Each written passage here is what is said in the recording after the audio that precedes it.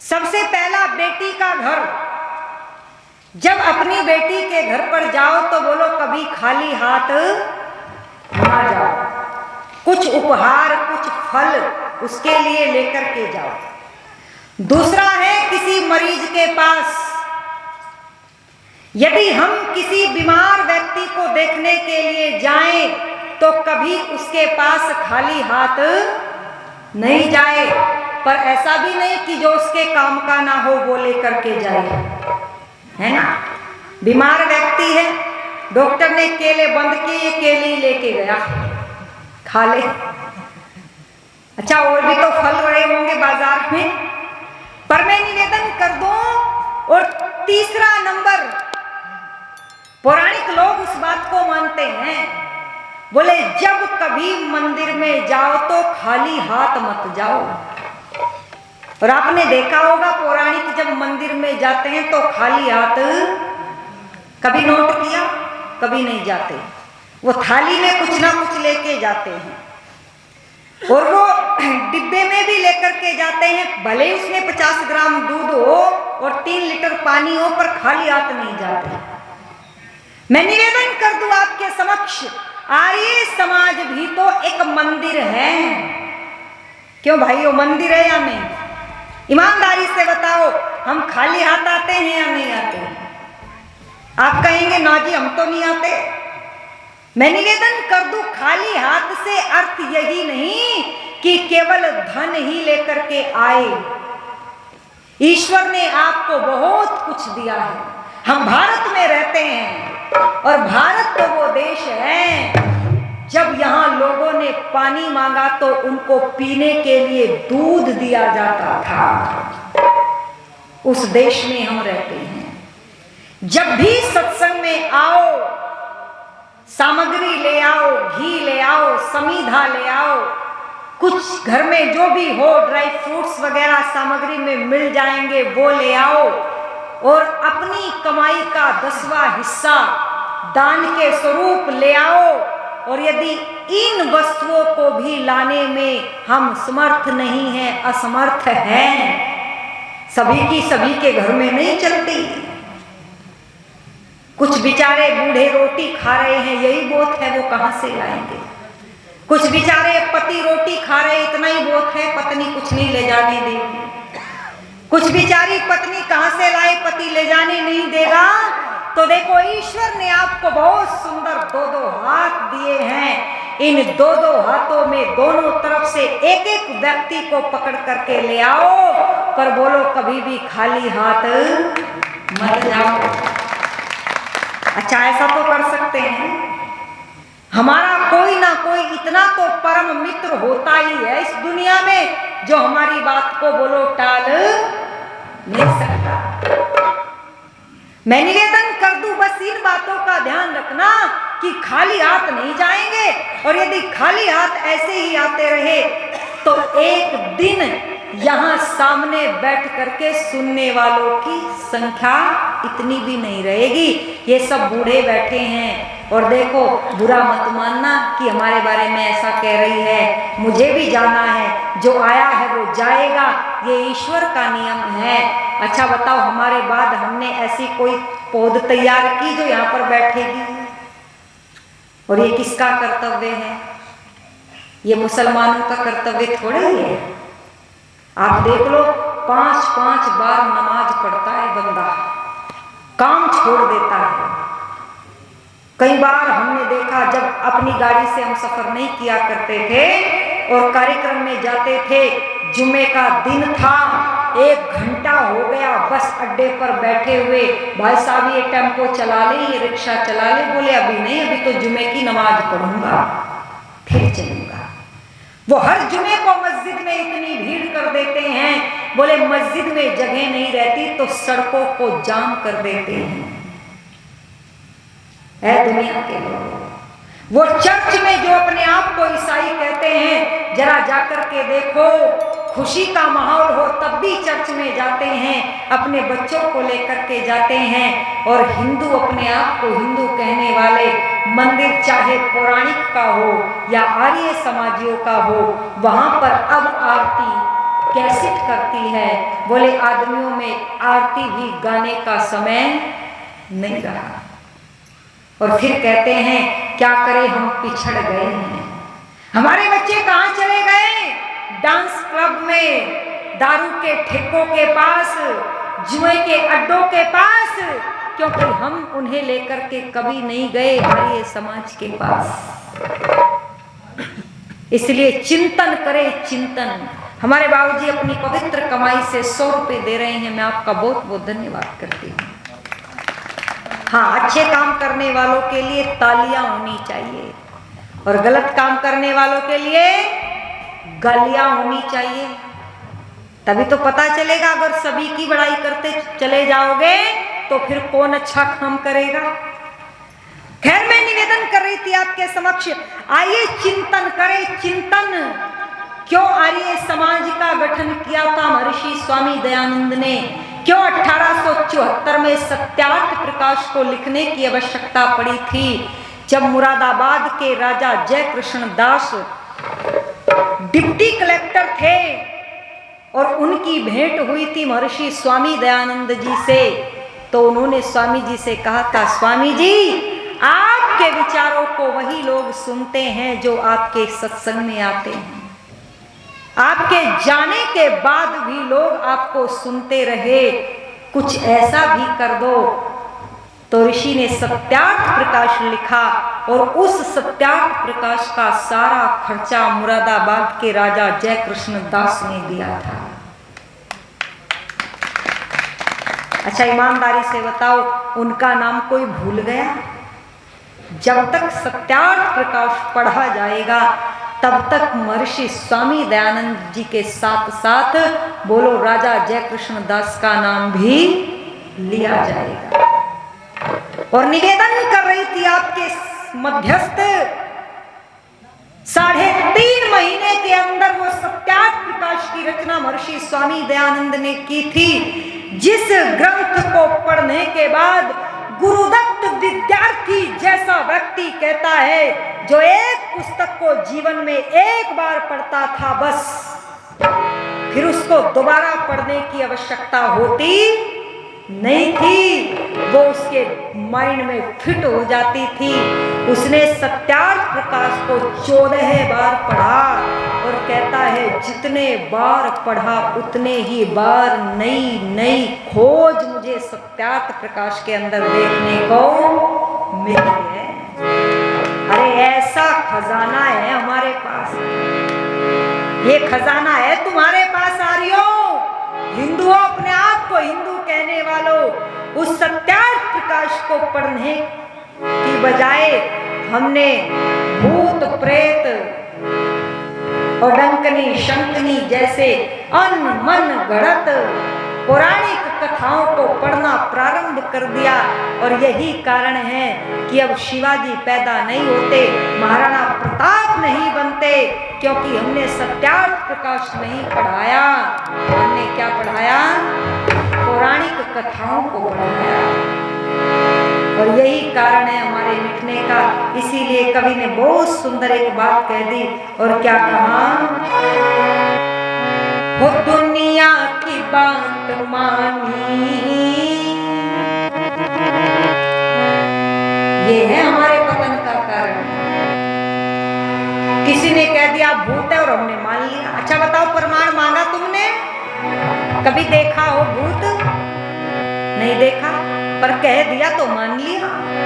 किसी ने कहा चुड़ैल होती है, इन्होंने मान लिया।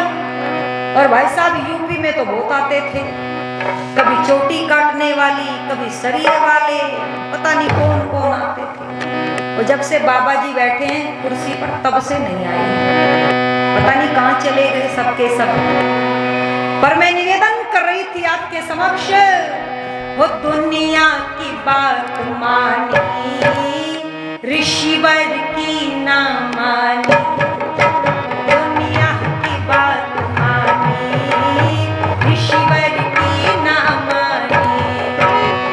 हमने कितनी बड़ी भूल की, पर बैठे नादानी, लोगों की बात मानी, गुरुवर की ना मानी।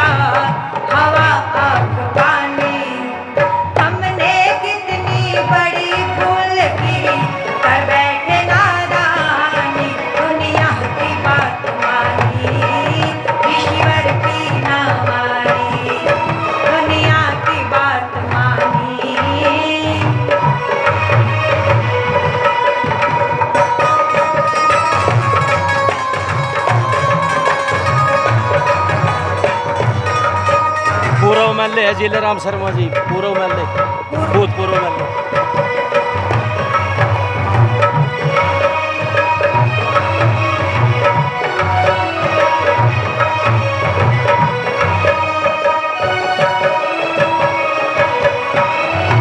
आज की सभा की शोभा को बढ़ाने के लिए जिन मुख्य अतिथि का आपको इंतजार था वो हमारे मध्यस्थ उपस्थित हो गए हैं।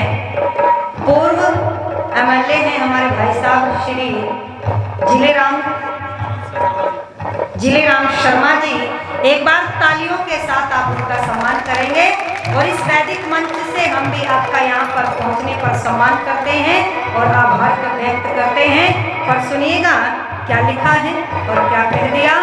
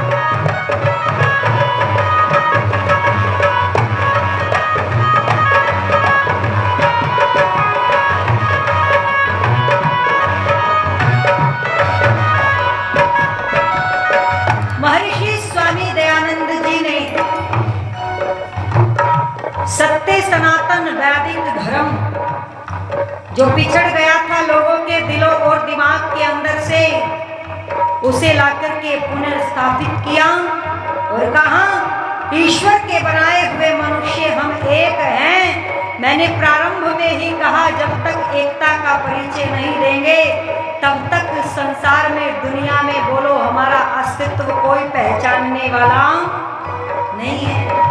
और क्या कह दिया, ऋषि वर्ण पिछड़ों को गले से लगाया मगर हमने अपनों पे खंजर चलाया।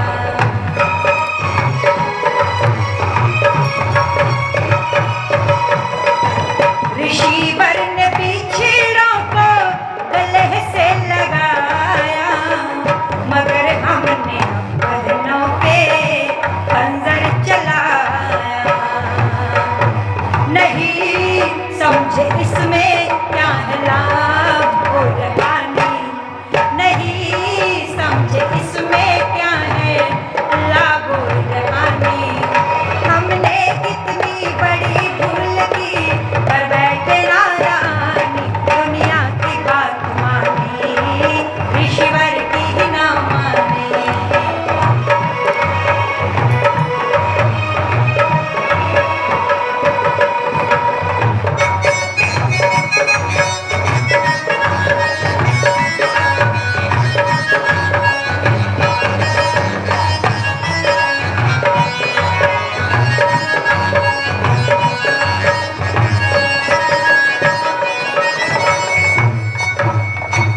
उठो आए वीरो ऋषि ऋण चुका दो, मधुर वेद मंत्रों से गगन को गुंजा दो।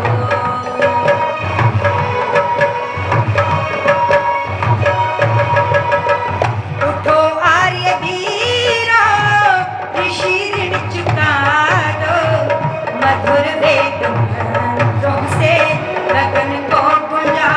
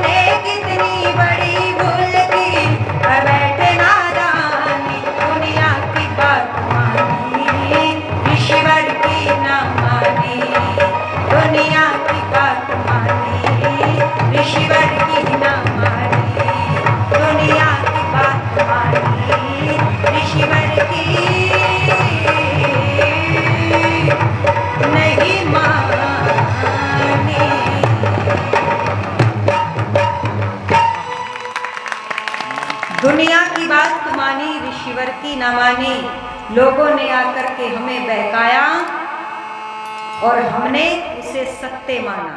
2 मिनट हाँ जी 2 मिनट लीजिए। फ्री हो इसमें।